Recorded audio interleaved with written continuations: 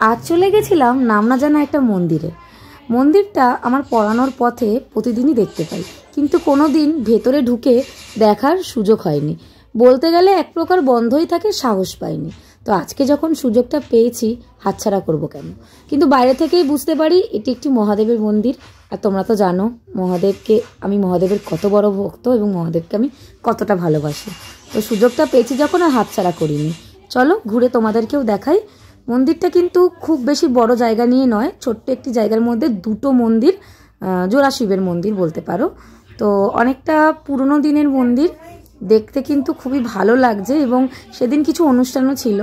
Recently আমি কেদারনাথ থেকে ঘুরে এসেছি, আমার পা মুচকে গেছিলো। তারপরও বাবা কেদারনাথ আমাকে সুযোগ দিয়েছিলেন অত দুর্গম পথ অতিক্রম করতে।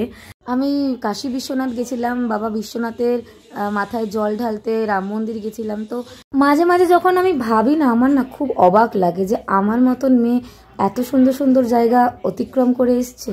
সত্যি ভ্রমণ করতে তো আমি ভীষণ ভালোবাসি, কিন্তু এত সুন্দর সুন্দর জায়গায় যাব জীবনেও ভাবতে পারিনি। আর এখানে দেখো মন্দিরের বাইরের চত্বরেও কিন্তু বেশ কিছু মূর্তি আছে, বাবা মহাদেব আছেন। চলো এই দিকটা একটু যাই। মন্দিরটা ছোট হলে কি হবে, প্রত্যেকটা জায়গায় কিন্তু একটু করেও হলেও ওরা চেষ্টা করেছে গাছ লাগানোর। এবং মন্দিরের আনাচে কানাচে কিন্তু অনেক দেবী মূর্তি আছে, মহাদেবের মূর্তি আছে। তো ভীষণই ভালো লাগছে, মনটা না তোমাদের শান্তি হয়ে যাবে এই মন্দিরটা এসে। সত্যি কথা, মন্দিরে আমি অনেকক্ষণ সময় কাটিয়েছি, একটুখানি বসেওছি। যদিও আমার পড়ানোটা একটু লেট ছিল, তাই জন্যই সময়টা পেয়েছি।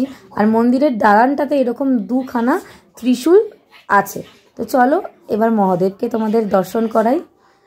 হর হর মহাদেব। বাবা যেন সবার মনের ইচ্ছে পূর্ণ করে, আর আমারও মনের ইচ্ছে পূর্ণ করে, সবাইকে ভালো রাখে, শান্তিতে রাখে, সুখে রাখে। ব্যাস এইটুকুই চাইবো। হর হর মহাদেব। তোমরা সবাই পারলে একবার কমেন্টে হর হর মহাদেব লিখে দিও।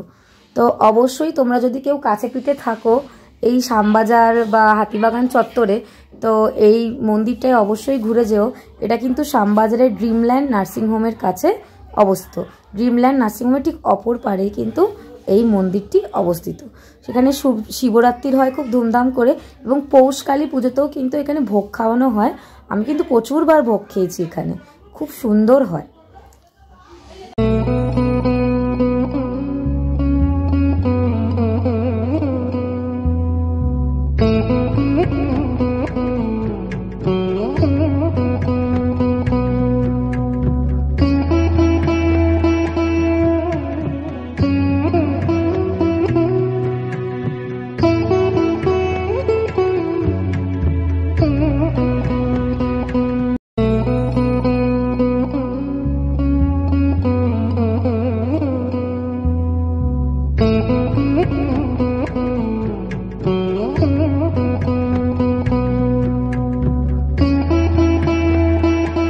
আমাদের যদি আমার এই ভিডিওটা ভালো লেগে থাকে, তাহলে অবশ্যই আমার চ্যানেলটাকে সাবস্ক্রাইব করে দিও এবং ভিডিওটা ফ্রেন্ডস অ্যান্ড ফ্যামিলির সাথে শেয়ার করো। Bye bye.